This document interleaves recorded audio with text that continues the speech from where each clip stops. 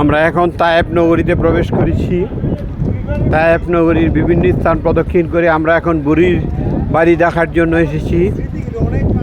যে বুড়ি পথের মধ্যে কাটা ছিটিয়ে রাখতো আমাদের প্রিয় নবীজি যেন চলতে না পারে, সেই জায়গায় আমরা এসে পৌঁছেছি। এই যে দেখুন, এই সেই বুড়ির বাড়ি যেখানে বুড়ি অলওয়েজ থাকতো, জীবনযাপন করত এবং এই রাস্তা দিয়ে আমাদের মহানবী সাল্লাল্লাহু আলাইহি ওয়াসাল্লাম গমনাগমন করত। যখনই বুঝতো যে এখন আমাদের মহানবী সাল্লাল্লাহু আলাইহি ওয়াসাল্লামের পথ দিয়ে আসবে, এর পূর্বেই সে এই রাস্তা ভরে কাটা দিয়ে রাখত। অত্যন্ত ইন্টারেস্টিং একটি প্লেস। আমরা যতগুলো প্লেস দেখলাম, এই যে বুড়ির বাড়ির ইটে মাটি দিয়ে তৈরি জানালা আপনারা দেখতে পাচ্ছেন। আমাদের সাথে কাফেলার লোকজন সমস্ত, এখানে উঁচু পাহাড় আছে পাথরের। এই সেই বুড়ির বাড়ি, আপনারা দেখুন। এখানে বুড়ি থাকতো, বুড়ি অবস্থান করত। বুড়ি দেখা যায় নিজেও শক্তিশালী ছিল, আর নয়তো এত বড় বড় পাথর সে কীভাবে উঠালো।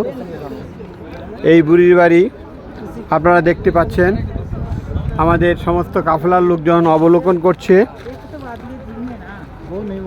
এখানে মনে হয় খুব সম্ভবত আরেকটি জানালা ছিল। আমাদের সাথে আমাদের আগে যারা এসেছে তারা হয়তো বুড়ির উপর রাগ করে ধাক্কায় এগুলো ভেঙে ফেলেছে, খুব সম্ভবত।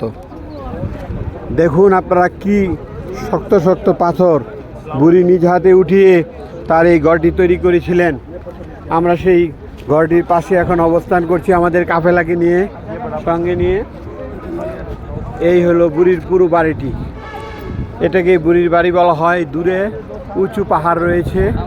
এটা তায়েফ নগরীর মধ্যে উঁচু পাহাড়গুলোর মধ্যে একটি পাহাড়। আর পরিপূর্ণভাবে যদি বুড়ির বাড়িটি দেখাতে যাই, বুড়ি যেখান দিয়ে বের হতো তার এই যে ডান দিক দিয়ে রাস্তা আর বাম দিক দিয়ে যে একটা সরু রাস্তা দেখা যায়, এটা রাস্তা নয়, এটা হয়তো বুড়ির রান্নাঘর ছিল। আর নবীজিকে, আমাদের নবীজিকে মারার জন্য উপরে আপনারা যেই দুইটা বড় পাথর দেখতেছেন, এই দুইটা পাথর উপর থেকে ছুটে ছোট ছোট পাথর ফেলতেছিল। আল্লাহ কুদরতিভাবে এই বড় পাথর দিয়ে, কুদরতিভাবে ছোট দুইটি পাথর দিয়ে আল্লাহ এই বড় পাথর দুইটিকে আটকিয়ে দিয়েছে। 1400 বছর আগের আটকানো সেই পাথর মনে হয় হাওয়ার উপর ঝুলে আছে। আপনারা দেখতে পাচ্ছেন এই পাথর, আমরাও দেখতে পাচ্ছি, আমাদের কাফেলার লোকজন সবাই দেখছে। সত্যি অনবদ্য সেই দৃশ্য, মর্মান্তিক সেই দৃশ্য। আপনারা যদি এই স্থলে না আসেন তাহলে এই দৃশ্য উপভোগ করতে পারবেন না। আপনারা এই মর্মান্তিক দৃশ্য দেখলেই বুঝতে পারবেন যে আমাদের নবীজি কত কষ্ট করে জীবনযাপন করেছিলেন। আমাদের এই ধর্মকে প্রতিষ্ঠিত করার জন্য উনি ওনার জীবদ্দশা কত কষ্ট করে গিয়েছিলেন। আর এখানে 1400 বছর আগের যে মসজিদে উনি নামাজ পড়তো, এই যে বুড়ি যেই কাঁটাগুলো দিত, এই যে কাঁটার ঘাস, এই যে দেখুন কাঁটার ঘাস, অত্যাধিক কাঁটা। ওরে বাবা, অনেক কাঁটা।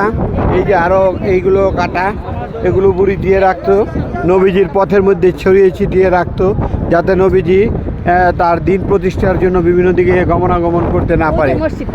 আর ওই যে মসজিদটা আমরা দূরে দেখতে পাচ্ছি, এই মসজিদে আমাদের হুজুর পাক সাল্লাল্লাহু আলাইহি ওয়াসাল্লাম নামাজ আদায় করিত। দিনের দাওয়াত আমাদের মহানবী হযরত মুহাম্মদ সাল্লাল্লাহু আলাইহি ওয়াসাল্লাম এখান থেকেই শুরু করেছিল। দেখুন কত ছোট্ট মসজিদ, কি নাজুক পরিস্থিতি। এটার ভিতর থেকেও আমাদের মহানবী সাল্লাল্লাহু আলাইহি ওয়াসাল্লাম এই ইসলাম ধর্ম প্রতিষ্ঠার জন্য দূর দূরান্তে চলে যেতেন। আর বুড়িও তার বাড়িটা এমনভাবে সেট করেছে যাতে নবীজিকে অলওয়েজ বাড়ি থেকে বের হতে বাধাগ্রস্ত করা যায়। এই উপরে এই যে পাথরগুলো, এই পাথর দুটোর বর্ণনা তো আমি আগেই দিয়েছি। এই বড় দুইটা পাথর উপর থেকে ফেলে দিয়ে আমাদের নবীজিকে হত্যা করতে চেয়েছিল, কিন্তু ছোট দুইটা পাথর দিয়ে বড় দুইটা পাথরকে আটকিয়ে দিয়েছে আল্লাহ কুদরতিভাবে। যাই হোক, আমি আপনাদের বুড়ির বাড়ি দেখালাম, বুড়ি যে কাঁটা ছড়াতো সেই কাঁটা দেখালাম, কাঁটা গাছ দেখালাম। তারপর আপনার যেই পাথর দিয়ে আমাদের নবীজিকে হত্যা করতে চেয়েছিল, বড় বড় পাথর, এগুলো দেখালাম। আমাদের নবীজি যে মসজিদে নামাজ আদায় করতেন সেই মসজিদটা দেখালাম, 1400 বছর আগের মসজিদ আপাতত, এবং বুড়ির বাড়িটাও আমরা দেখালাম আপাতত। এই বলে আমি তায়েফ থেকে তায়েফের এলাকার নাম কি, তায়েফের বুড়ির বাড়ি এলাকা থেকে আমি বিদায় নিচ্ছি। অ্যাডভোকেট কাজী তরিকুল আলম রাসেল, জজকোর্ট, নারায়ণগঞ্জ, ঢাকা, বাংলাদেশ।